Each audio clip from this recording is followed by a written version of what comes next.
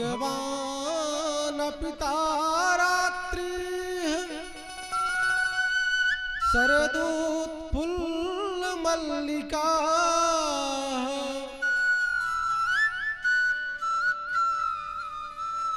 वीक्षरन्तुं मनश्चक्रे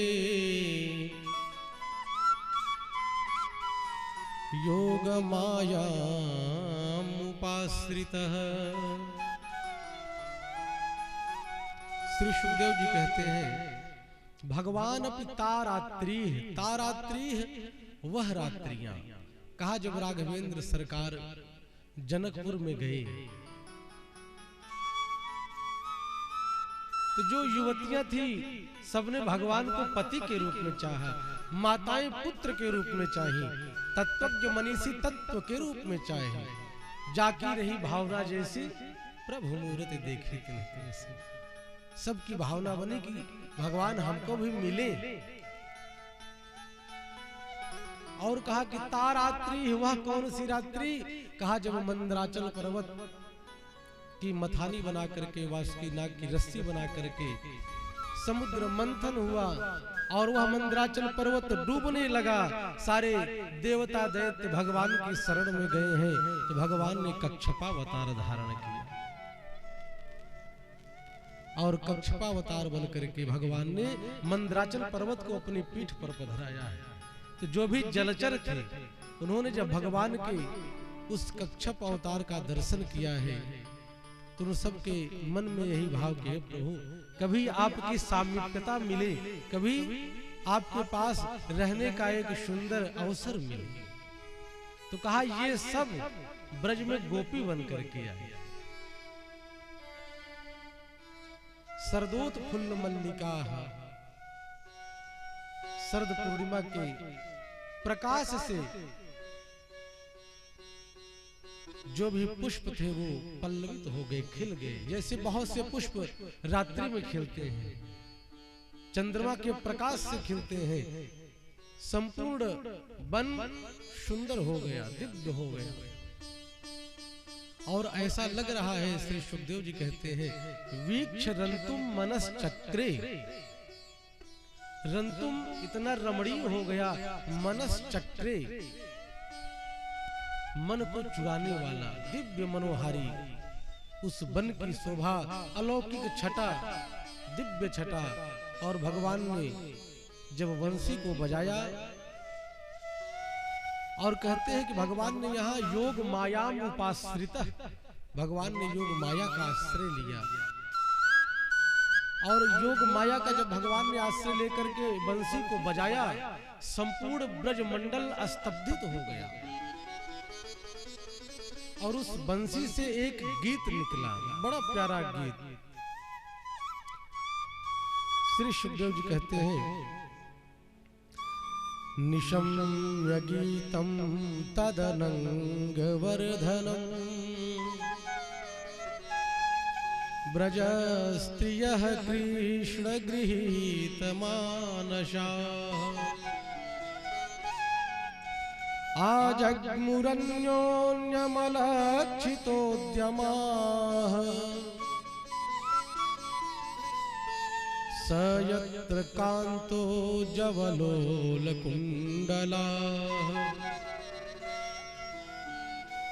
कहा उस बंसी के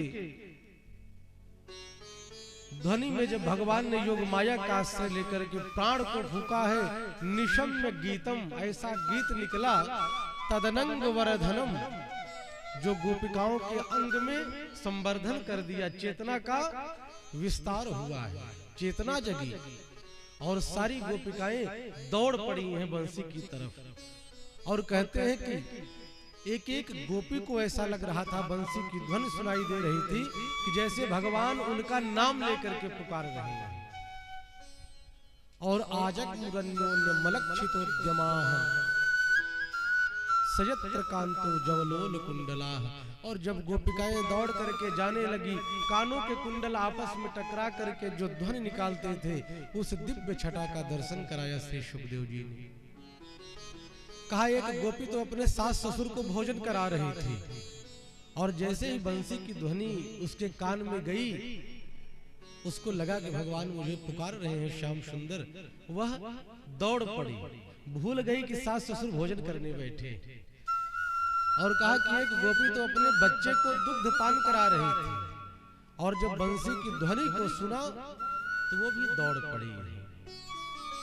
श्री सुखदेव जी कहते हैं एक गोपी तो अपने पति के चरण की सेवा कर रही थी, और जब बंसी की ध्वनि को सुना तो वो भी दौड़ पड़ी। पतिदेव ने उसको पकड़ लिया और पकड़ करके कहा कि तू बावरी हो गई, पागल हो गई, रात्रि 12 बजे कहां जा रही है तू? और श्री सुखदेव जी ने कहा उसको किवाड़ से बंद कर दिया। गोपिका ने कहा कि हे प्रभु, इस शरीर को तो आप कैद कर सकते हैं, लेकिन मन पर आपका पहरा नहीं है।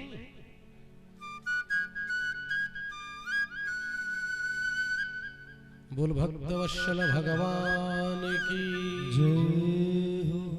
इस प्रकार संपूर्ण ब्रज में जितनी भी ब्रज स्त्रियां थी, ब्रज युवतियां थी, सब भगवान के समीप में दौड़ पड़ी। तो यहाँ पर राजर्षि परीक्षित ने कहा कि गुरुदेव मेरा कुछ प्रश्न है। रात्रि के 12 बजे ये गोपिकाएं दौड़ रही हैं, किस लिए? कि कृष्णम विदुः परम कांतम न तु ब्रह्मतया मुने गुण प्रवाहो परमास ताशाम गुणधियाम कथम।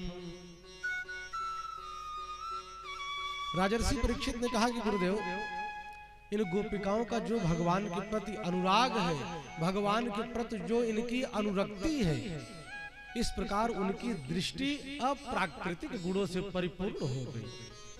क्यों? क्योंकि प्राकृतिक व्यक्ति तो रात्रि में कहीं जाएगा नहीं। तो गोपिकाओं का जो अनुराग था परमात्मा से, जो अनुरक्ति थी, इस प्रकार की वह प्रेम धारा तैल धारावत हो गई, अखंड हो गई कि सारी गोपिकाएं प्रभु से मिलन के लिए दौड़ पड़ी। राजर्षि परीक्षित ने कहा कि गुरुदेव ऐसी स्थिति में उनके लिए गुणों के प्रवाह रूपी इस संसार में सब कुछ संभव है। जिनके ऊपर भगवान की कृपा हो और गोपिकाओं के ऊपर जो ऐसा दिव्य अनुराग, दिव्य प्रेम,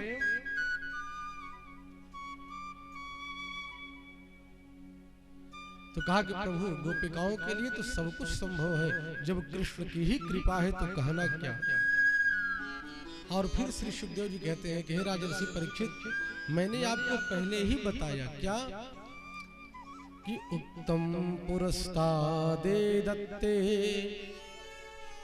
चैद्यः सिद्धिं यथा गतः दुषन्नपि हृषीकेशं किमुताधोक्षज प्रिया। किमुता अथोक्षज प्रिया, भगवान का एक नाम है अथोक्षज। और कहा कि जब भगवान से मनुष्य की कामना नष्ट हो जाती है, भगवान से भक्ति के बदले कुछ चाहता नहीं है, तो यह गोपिकाओं की तरह हो जाता है, और गोपिकाओं की तरह भगवान की कृपा करुणा मिलती है उसको।